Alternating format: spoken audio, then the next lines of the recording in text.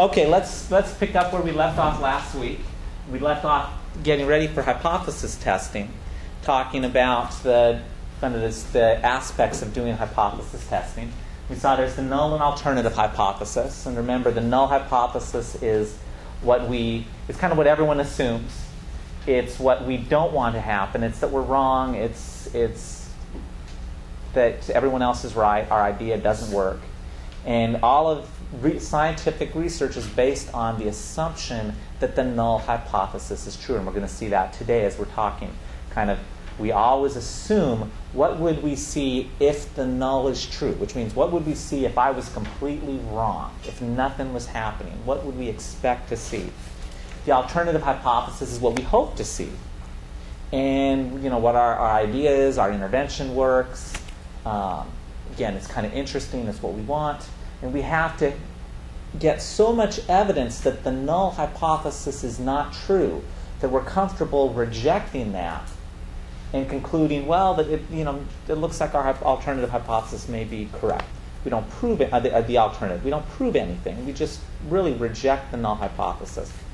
The alpha level is the degree to which how comfortable we are making a mistake, making a type 1 error, which is rejecting the null when the null hypothesis is true. How often do we want to say everybody's wrong, I'm right, when in fact I'm wrong? And we talked about last week how researchers, scientists hate making type 1 errors because what we're doing is leading everyone down a dead end. We'd rather miss it. We just hate doing that. We don't want to do it very often.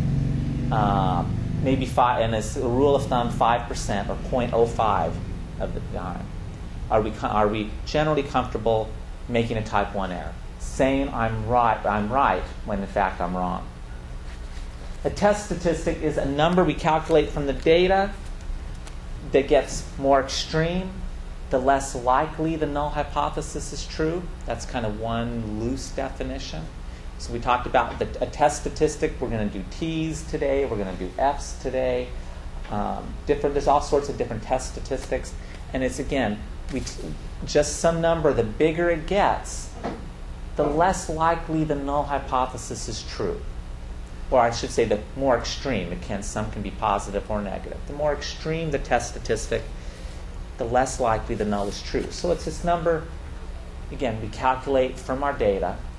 We talked last week about the Julia Child's sort of perspective on this, and it just takes the average and the standard deviation and mixes them all together to create this new thing, and that's what we're interested in, is this F or this T, or Z or chi-squares or all sorts of different ones.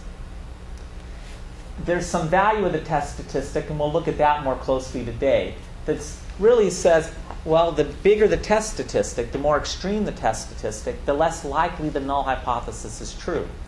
And this critical value is how big does that test statistic have to get for me to reject the null? How big does it need to be that I'm saying 5% of the time, that alpha level, only 5% of the time, if the null is true, would I see a test statistic this big? It's so big, I'd only see it 5% of the time.